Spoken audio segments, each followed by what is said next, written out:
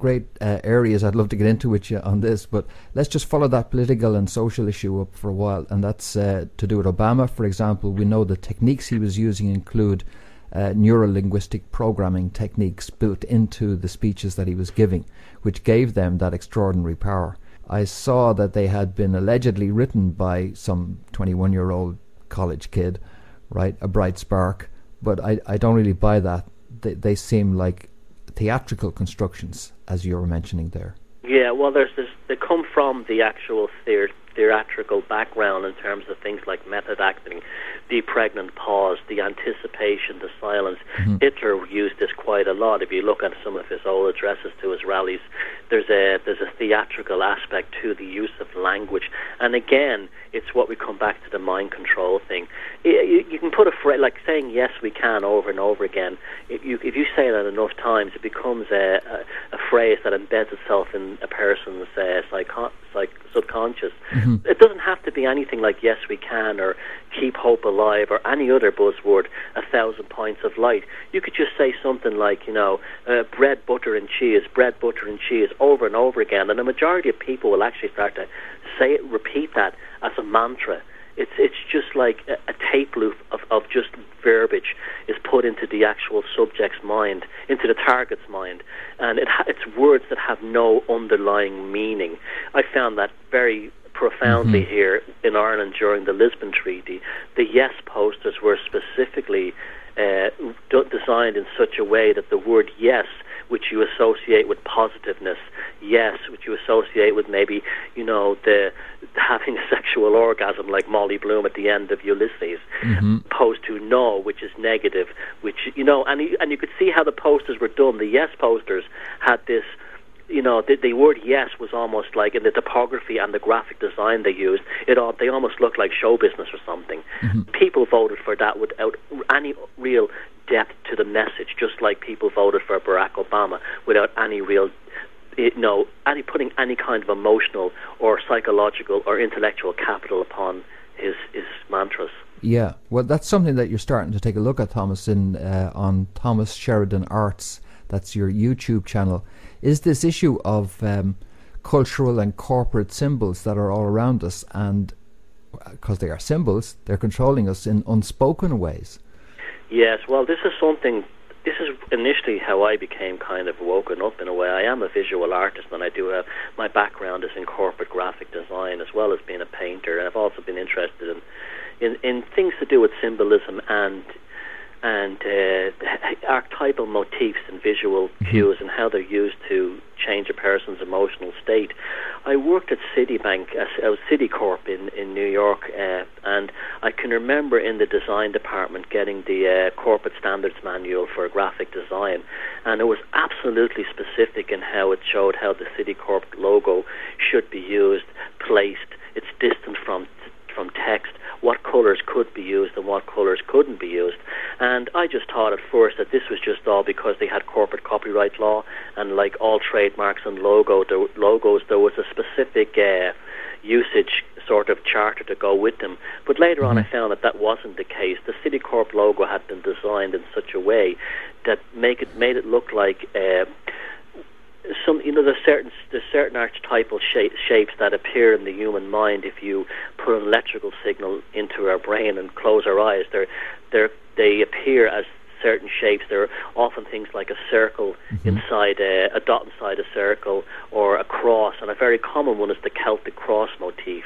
The Celtic cross shape is really what the Citibank logo is, but it's stylized into an oval, and it was originally designed from this. The original logo of the bank was a windmill, and it was a stylized windmill, but it was designed in such a way that the designers knew that this shape had a specific emotional resonance on people who view it. This is also a very ancient science. You can actually trace many of the logos that are used in corporations today, in public bodies and in regalia and even flags, right back to the earliest cave art 25,000 years ago. these are archetypal symbols embedded within the human consciousness. And I can tell you for a fact that these fellas, these big boys in charge of all these companies and organizations and even political groups, they are very well aware of this, and they use this symbolism to control us. This is one of the reasons why people in modern cities are constantly tired.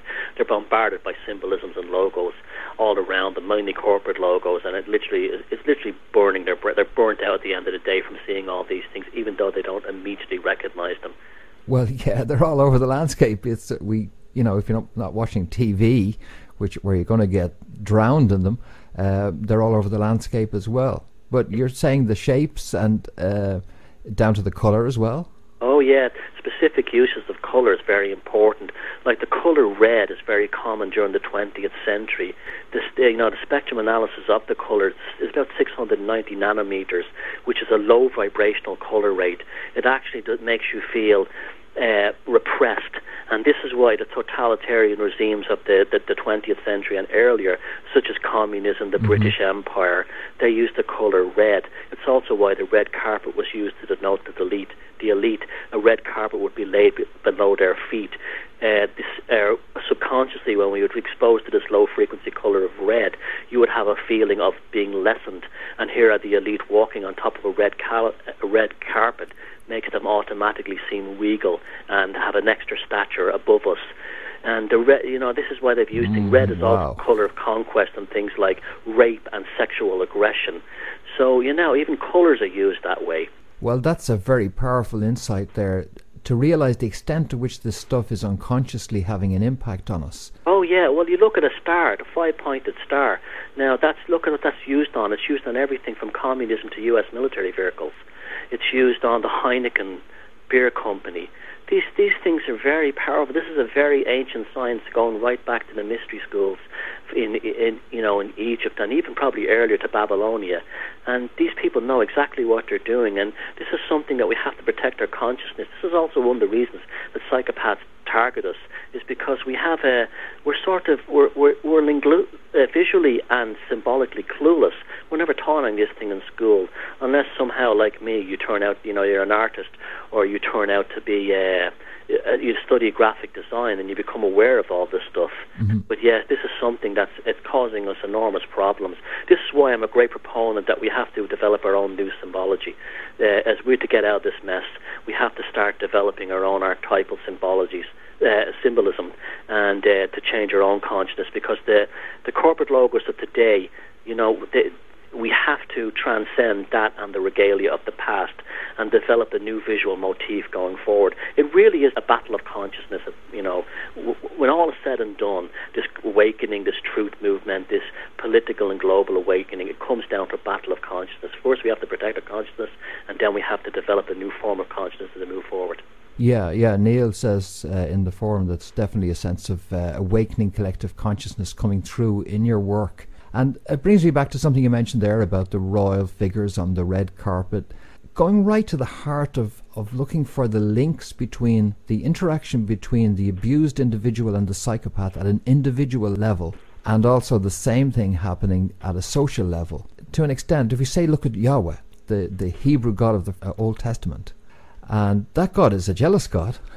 That God will strike you dead for, anything. Yeah, no, he's a psychopath, the God of the Old Testament. Yeah. Do what I do.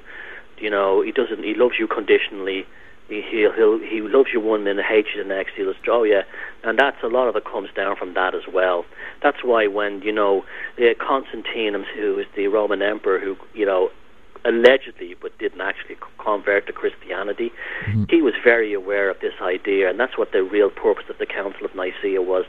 It was to create a new religion that would steadfast in the rule of kingdoms and leaders, emperors and tsars and Caesars on earth, by somehow associating them with the Godhead in the sky. This is where the Pope and stuff came from, as God's representative on earth. And not only that, all the English monarchs and all the other monarchs as well. Yeah. Well, we know, for example, in the relationship between a psychotherapist and the person who's been treated, that there is a phenomenon called transference, where there can be attachment to the psychotherapist on behalf of the person who's been analysed. So similarly, we have a similar dynamic between the abused person and the abuser. So are we is it essentially a fear dynamic that drives us to create these figures up on the pedestals and then go and worship them?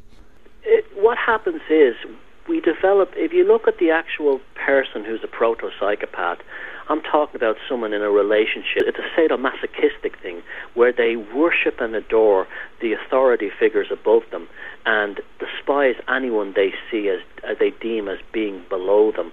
And this is why you have a situation in the past where people were less educated and more easily mind controlled, mainly through things like diet